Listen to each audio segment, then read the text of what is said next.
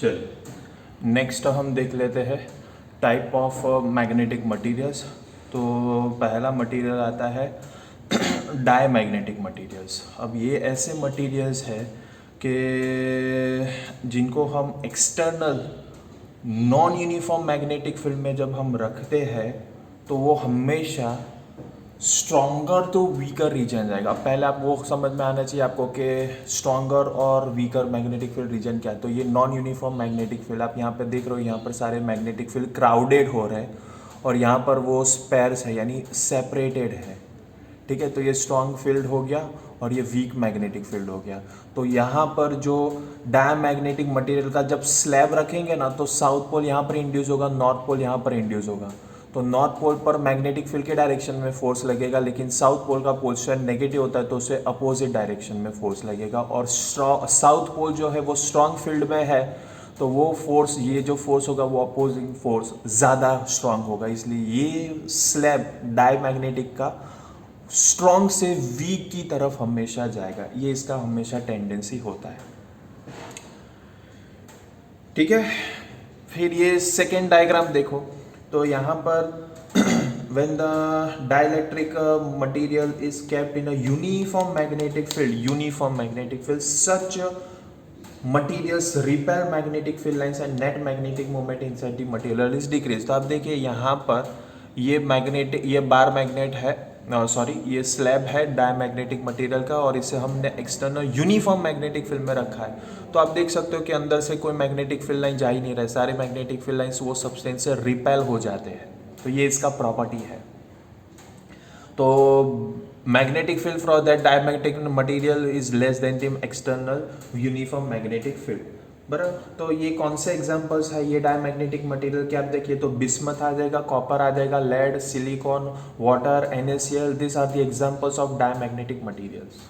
ठीक है, another important point this one कि such diamagnetic materials the value of chi m is between -1 to 0, -1 से लेकर 0 तक के बीच में इसका मैग्नेटिक ससेप्टिबिलिटी का वैल्यू होता है। And relative permeability is very less, that is less than 1, 0 से लेकर 1 तक के बीच में ये डायमैग्नेटिक मटेरियल्स के वैल्यूज होते हैं। For such magnetic materials, diamagnetic materials की बात कर रहे हैं, for such materials the net magnetic field due to the motion of electron spin and orbital is 0। मतलब अगर इलेक्ट्रॉन का ऑर्बिटल मोशन मान लीजिए क्लॉकवाइज होता होगा तो स्पिन मोमेंट उसका एंटी क्लॉकवाइज होता होगा, इसलिए उसका नेट मैग्नेटिक मोमेंट क्या हो जाएगा? 0। बराबर है। फिर आप देखिए यहाँ पर आप एग्जाम्पल से देख ही सकते हैं कि when kept in a uniform, अभी तो ये नॉन यूनिफॉर्म है लेकिन यहाँ पर भी ऐसा ही होगा कि when kept in a uniform magnetic field such material developed a net magnetic moment in a direction opposite to the external magnetic field and gives repulsion. That means ये यूनिफॉर्म मैग्नेटिक फील्ड का direction होगा तो इस slab के अंदर, diamagnetic slab के अंदर opposite magnetic field produce करेगा, यानी ये हमेशा एक्सटर्नल मैग्नेटिक फील्ड में रिपेल करेगा। ये मैग्नेटिक डायमैग्नेटिक मटेरियल्स की ये टेंडेंसी होती है कि वो एक्सटर्नल मैग्नेटिक फील्ड में हमेशा क्या करेगा? रिपेल ही करेगा। ठीक है, ये क्लियर सबको? यस। देन डायमैग्नेटिक मटेरियल्स के लिए एक दूसरा इफेक्ट हम अभी देख रहे हैं, दैट इज मेसनर इफेक्ट। क्या है Meissner effect? The most exotic behaviour material are called super conductor. मतलब कि यहाँ पर तो ऐसा होगा कि कुछ एक या दो मैग्नेटिक फील्ड लाइंस तो अंदर जाएगी शायद से, लेकिन मेसनर इफेक्ट में तो ऐसा होगा कि एक भी मैग्नेटिक फील्ड लाइन इस मटेरियल के अंदर से नहीं जाएगा। ठीक है, so this are metals cooled to very low temperature which exhibit both perfect conductivity and perfect diamagnetism. Perfect conductivity मतलब के वो मटेरियल जो होगा वो कंडक्टर जैसा बिहेव करेगा, 100% कंडक्टिविटी उसका होगा, लेकिन मैग्नेटिज्म में वो परफेक्ट डायमैग्नेटिज्म होगा, यानी एक भी सिंगल मैग्नेटिक फील्ड लाइन उसमें से पास नहीं होगा। और ऐसे टाइप के मटेरियल्स को सुपर कंडक्टर्स कहा जाता है, जो उसके टेम्परेचर से बहुत ही ज़्यादा कम टेम्परेचर पर उसको कूल किया जाता है। ऐसे सुपर कंडक्टर्स के लिए दो चाइएम यानी ससेप्टिबिलिटी, मैग्नेटिक ससेप्टिबिलिटी का वैल्यू -1 हो जाएगा और म्यू आर का वैल्यू 0 हो जाएगा। यार magnetic field are completely expelled यानी जो मैंने बताया सारे मैग्नेटिक फील्ड इस तरह से बाहर आ जाएंगे, कोई भी मैग्नेटिक फील्ड अंदर नहीं जाएगा।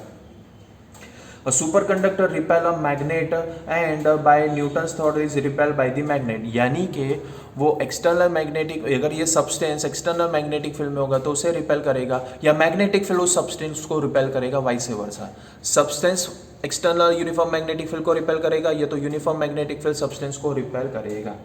The phenomenon of perfect diamagnetism in superconductor is called Meissner effect after the name of its discovery, यानी कि इसका अगर आप प्रॉपरली एग्जाम्पल देखिए तो क्या होता है मेसनर इफेक्ट। तो Meissner effect is for diamagnetic substance, और कौन से मटेरियल्स के लिए, तो ऐसे कंडक्टर्स जिसको सुपर कंडक्टर्स कहते हैं, यानी उसका जो नॉर्मल टेम्परेचर उससे बहुत बहुत बहुत उसका टेम्परेचर कम करते हैं और ऐसे सुपर कंडक्टर्स जो डायमैग्नेटिक मटेरियल से बने हैं वो मेसनर इफेक्ट प्रॉपर्टी एग्जीक्यूट करेंगे। बराबर, इसका कोई एग्जाम्पल चाहिए? हाँ मिल जाएगा ना आपको। Super conductivity magnets can be useful in variety of situation. For example आप देखिए, it is used in magnetically levitated super fast trains, यानी कि हमारे यहाँ पर तो नहीं है लेकिन आप चाइना जापान वगैरह में आप देखिए तो कुछ ट्रेन्स होते हैं जो रेलवे ट्रैक्स, अगर ये होता है तो रेलवे ट्रैक से ऊपर की साइड जाएंगे, वो टच नहीं होंगे रेलवे ट्रैक से, वो रेलवे ट्रैक के ऊपर से जाएंगे। ऐसे इफेक्ट्स को कहते हैं मेसनर इफेक्ट। ठीक है, आ गया सबको समझ में what is diamagnetic materials and what is a Meissner effect? Okay.